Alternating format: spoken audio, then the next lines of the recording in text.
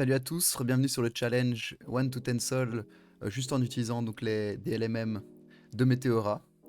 Donc voilà, presque un petit mois d'absence de ma part, je suis désolé. En vrai, j'ai continué à faire du DLMM, même sur le wallet là que vous pouvez voir. Sur le wallet où on était reparti à un sol, hein, si vous vous rappelez de l'épisode 3. On avait essuyé quelques pertes. Mais bon, on a retrouvé quelques pools donc, ces derniers temps.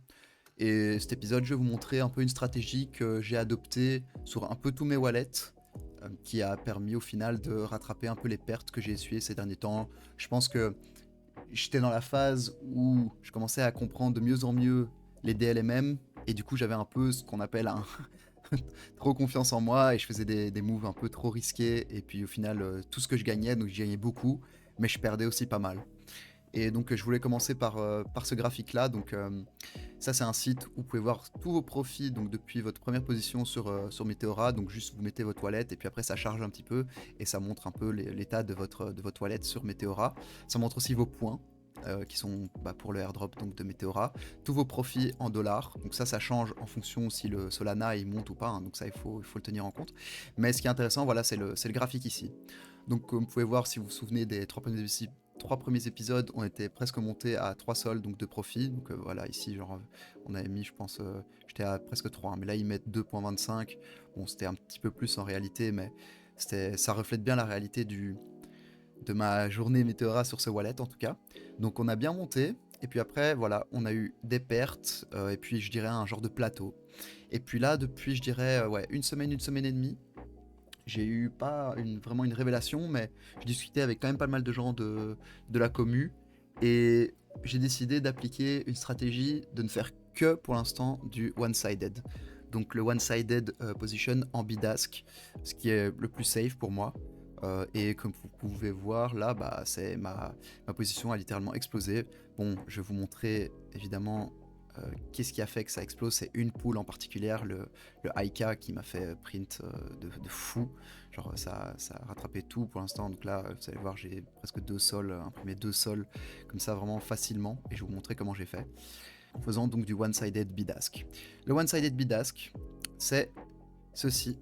Donc comme vous pouvez voir, c'est du bidask donc vers le bas. Pour ceux qui se rappellent, quand la barre va vers la gauche, c'est le prix du IK qui descend. Donc je suis rentré vers un prix ici. Donc je me suis installé, j'ai mis au prix. J'ai mis, ça c'est bien important, une base de spot. Donc si vous mettez que du bidask, si vous faites une nouvelle position ici, vous mettez par exemple 2 Solana que en bidask et vous mettez au prix actuel, vous voyez que genre c'est assez fin, donc vous n'avez pas beaucoup de liquidité à cet endroit-là, donc de votre pool. Donc avant de mettre un bidask, vous mettez une base de spot, c'est-à-dire vous mettez ça, vous créez votre position, vous mettez de la liquidité, vous faites add liquidity. Après, au-dessus de votre spot, allez assez rapidement, vous mettez votre bidask et vous aurez un graphique qui ressemble plus ou moins à ça. Vous voyez, donc là c'est un petit peu plus gros.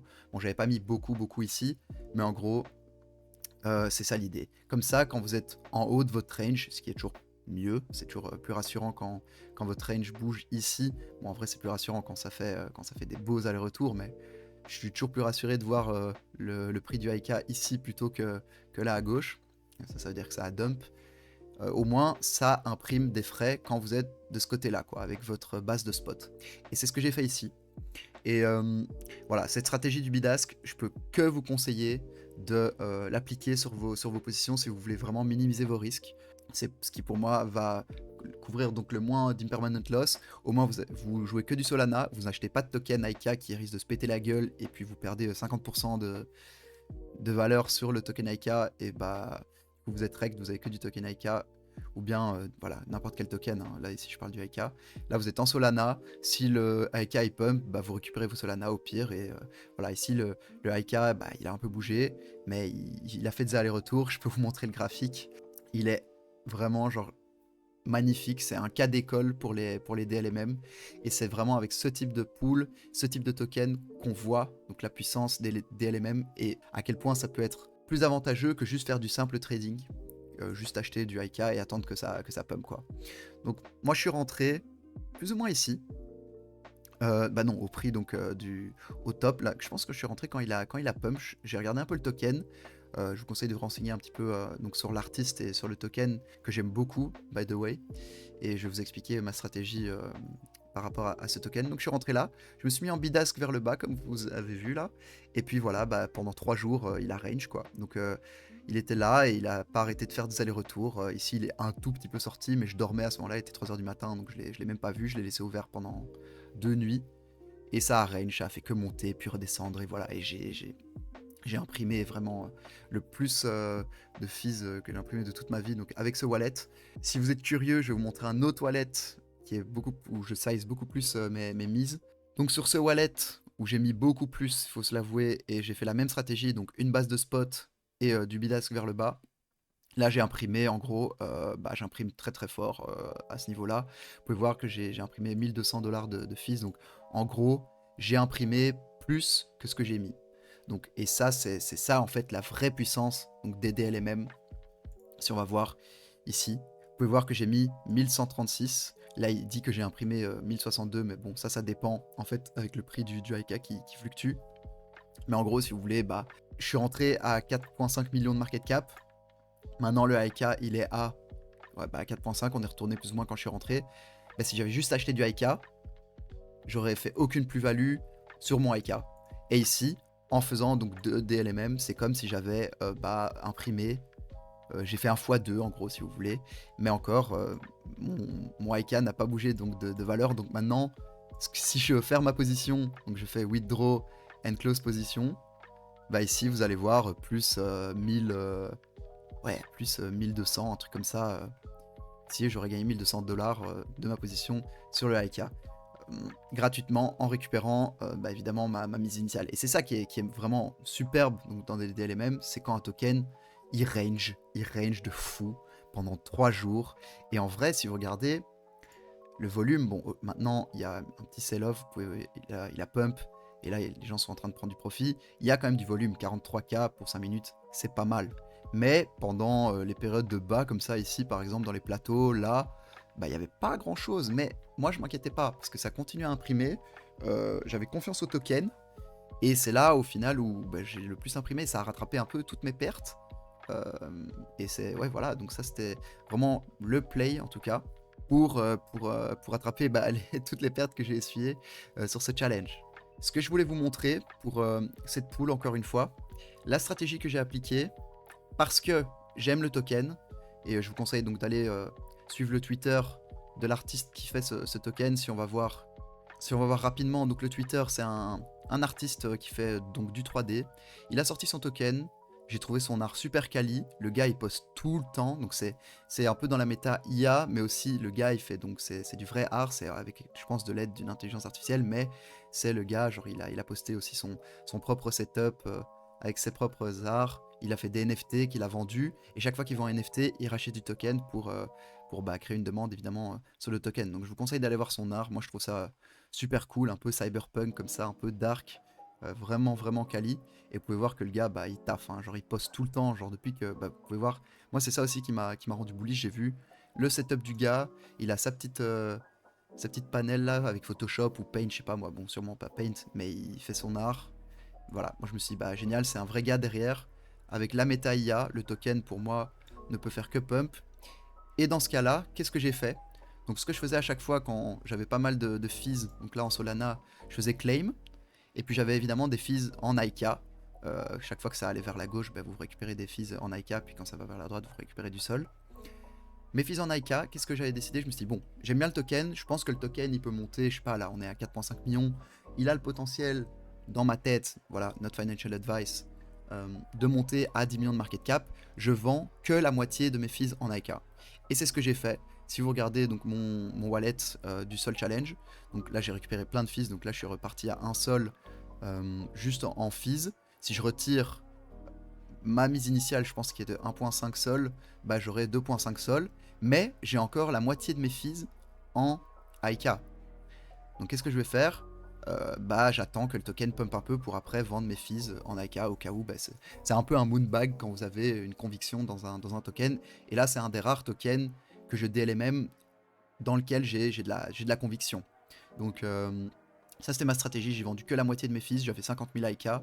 Bon, ça vaut maintenant, donc 117 $, c'est un petit peu plus que 0,05 sol, je crois, si on va sur Jupiter. Voilà, 0,55 sol. Donc j'aurais, bah là, maintenant sur le wallet, si on fait si on fait l'addition, je pense que je suis reparti à 3 sols. Donc là, on est plus ou moins à 3 sols donc de bénéf. Très très content donc de cette pool. Vous pouvez voir, la TVL n'est pas non plus énorme. La dynamic fee est bonne, donc 5%, c'est ça aussi qui fait que ça prime pas mal. Pas beaucoup de gens qui sont en train de le DLMM. J'ai pas mal de liquidités sur un wallet, sur ce wallet aussi. Et gros bin step, hein, donc j'ai pu couvrir, comme vous pouvez voir, une range assez large. Donc vous pouvez essuyer, quand vous avez des bin steps de 250 comme ça, bah, le token il peut faire un drop donc de plus de 60% et vous êtes toujours en range. Donc ça c'était vraiment pas mal. Je pense que c'était la pool parfaite que j'ai pris au bon moment. Donc c'est aussi une question de timing, hein, donc les DLMM. Et voilà, donc c'était un peu un épisode pour vous montrer que le IK ici, mais je pense que c'est un cas d'école à étudier pour vous montrer que quand un token range, au final, bah, ça vaut beaucoup plus la peine de le DLMM.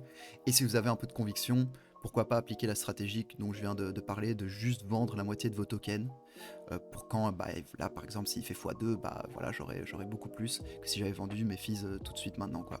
Après, évidemment, rien n'empêche qu'il dump le token, et bah là j'ai perdu la moitié de mes fees, mais de toute façon là je me suis déjà remboursé sur ma mise initiale, et je ne perdrai pas d'argent sur cette position, tellement elle a été lucrative, j'ai envie de dire.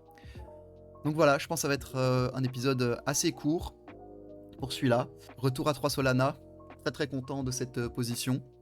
N'hésitez pas à me faire des retours, évidemment, toujours sur mes vidéos.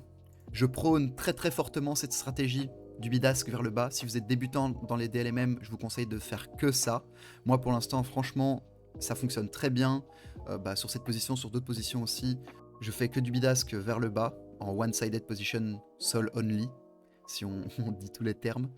Et voilà, je vous prépare une petite vidéo, j'ai envie de dire surprise, qui sera pas dans la série donc du challenge 1 to 10 sol, mais je vous prépare une vidéo, donc si vous me suivez un peu sur Twitter ou sur le serveur The Diggers, j'ai téléchargé, je participe un peu à un testing bêta donc d'un bot qui fait du DLMM automatiquement pour vous. Et j'aimerais bien évidemment donc vous en parler. Il est encore en test, hein, évidemment, il y a un accès limité à ce bot, mais je suis très content pour l'instant des performances du bot, et je vous prépare, je pense, une vidéo complète sur comment installer le bot, les performances, mon avis sur le bot en général. Je vais essayer de vous faire ça pour la semaine prochaine, après que j'ai sorti cet épisode 4. Et voilà, c'était un petit peu, j'ai envie de dire, brouillon comme épisode. Je donnais un peu tous mes ressentis par rapport aux positions sur le IK. Mais je veux vraiment, voilà, focus cet épisode pour vous dire que le bid-ask vers le bas, c'est OP. Si vous avez une chose à retenir sur cette vidéo, c'est faites du bid-ask vers le bas pour limiter vos risques. Ça vous fera quand même gagner, même si après vous me dites ah mais si ça fait que range vers le haut, bah, les tokens c'est des mêmes coins, ça fait toujours un retracement.